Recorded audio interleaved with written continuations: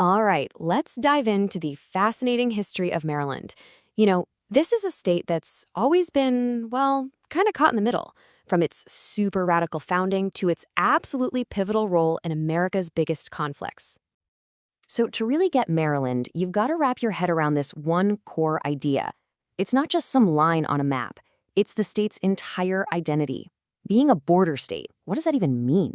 Well, it means you're a crossroads, a place where all these competing ideas, cultures, and loyalties just smash into each other. And that collision, it forges a character you really won't find anywhere else. And yeah, this really paints the picture, doesn't it? Look at where Maryland is. It's sitting right on the Mason-Dixon line, the historic boundary between North and South. You've got the industrial North above it and the agricultural, slave-holding South just below. This spot on the map has shaped literally every single chapter of its story. It's been a place of incredible tolerance and, at the same time, intense tension. It's like the entire American experience, all packed into one state. So, here's how we're going to break it down. We'll look at its founding as a Catholic colony, its key role in the Revolution, how it became a dividing line for the whole nation, and finally, its shift from industry to modern innovation. Okay, so let's jump right in at the beginning. You have to remember, this was a time of super strict religious rules. I mean, your faith could get you kicked out of your country, or worse. So the whole idea of Maryland, it was a totally radical experiment. This whole thing was the brainchild of Sir George Calvert, the first Lord Baltimore. See, he'd recently converted to Catholicism, and in Protestant England, that was a huge problem. He couldn't hold office, and he saw other Catholics facing serious persecution. So he had this idea, a refuge in the New World. In 1632, the king gave a charter for the land to his son, and they named it Maryland, in honor of the king's wife, Queen Henrietta Maria. And this is what's so wild, what really set Maryland apart. Think about it. Other colonies, like Virginia, were setting up the Anglican Church as the only official church. But Maryland, in 1649, they passed the Maryland Toleration Act. This was one of the first laws of its kind anywhere that protected different Christian groups. It was so tolerant that a bunch of Puritans who were getting hassled down in Virginia actually packed up and moved to Maryland for safety. How crazy is that? So as we move forward in time, you can see how that independent streak really defined Maryland's part in the American Revolution. As things started heating up with Great Britain, Maryland's role became absolutely critical. So critical, in fact, that it earned a nickname that stuck around ever since.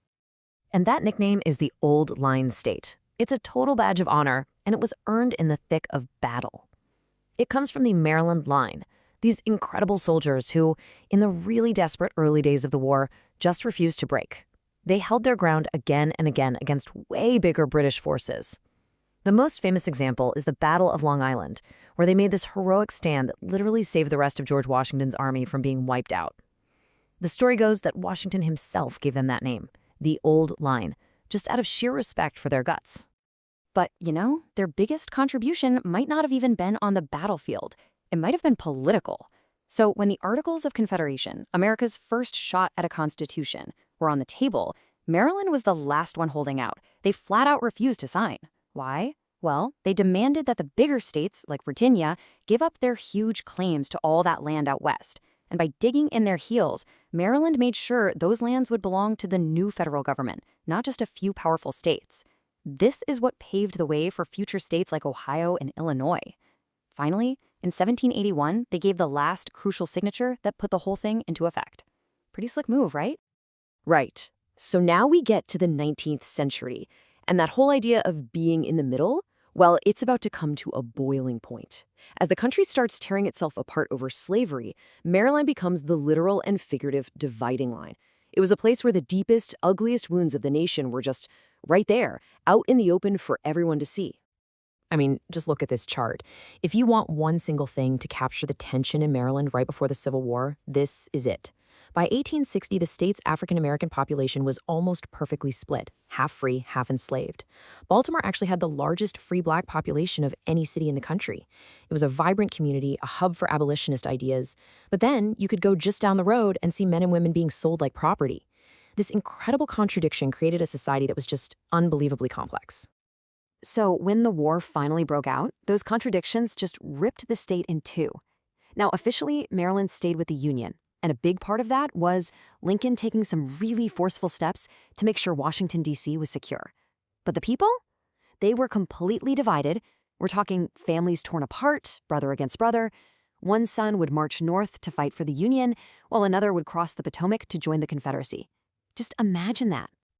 And the war wasn't some far-off idea here. It was happening right on their doorstep. The very first bloodshed of the entire Civil War, it was in a Baltimore riot in 1861 when a pro-Confederate mob attacked Union soldiers. Just a year later, the state was the site of the Battle of Antietam, the single bloodiest day in American history.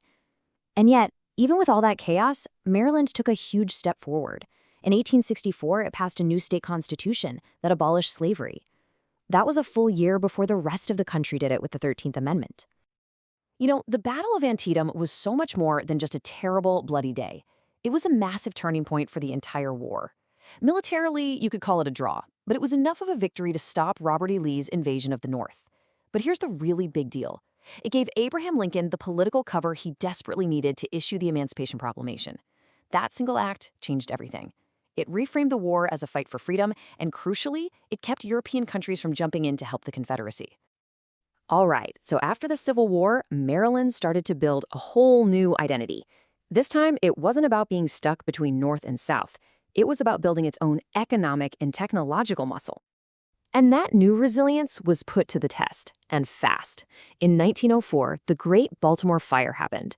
It was an absolute disaster. It wiped out over 70 city blocks in just 30 hours. But like a phoenix, from those ashes rose a totally modern, safer city.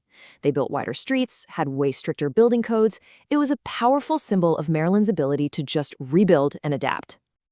And from there, Maryland became an industrial giant. I mean, just take Sparrow's Point. The Bethlehem steel mill there wasn't just some big factory. At its peak, it was the single largest steel mill in the world. The world!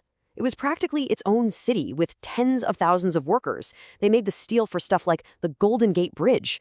For generations, whole families in Maryland built their lives around that place. Then came another huge game changer, the Chesapeake Bay Bridge, which opened in 1952. Before the bridge, you have to understand, the state was basically cut in half by this giant bay. You had the eastern shore, which was mostly farmland, and it was pretty isolated from everything else. This bridge wasn't just about moving cars. It was about stitching the two halves of Maryland together. It was a total game changer for tourism, for business, and for creating a real sense of a single, unified state. And that really brings us up to today. That old economy of tobacco farms and steel mills, it's largely been replaced by a new one, all about knowledge and innovation. Maryland is a beast in biotechnology now, and because it's so close to D.C., it's a super important hub for the federal government. I'm talking about huge agencies like the NSA and the NIH. Plus, you have world-class places like Johns Hopkins University pushing the boundaries of research. It's a real powerhouse state today. But, you know, that long history of resilience is being tested again right now in a really tragic way. The collapse of the Francis Scott Key Bridge in 2024 was a huge shock. It's a monumental challenge for the whole state, especially the Port of Baltimore, which is a massive economic engine. It's a modern crisis for sure, but it feels like it echoes that theme we've seen again and again, Marylanders having to overcome, adapt, and rebuild. So that kind of leaves us with this final question, right? For its entire history, Maryland's story has been all about being that middle ground, a place of tolerance, yeah, but also division and constant reinvention. So as it faces the challenges of today, you have to wonder, how does this state, which was born from such a radical idea of tolerance, but also forged in the fires of division, keep finding its own unique path forward? Hey, if you enjoyed this journey through Maryland's past, you should definitely check out the other videos in our U.S. State Histories playlist. And, of course, don't forget to subscribe to Notebook Summaries so you don't miss what's next. Thanks for tuning in.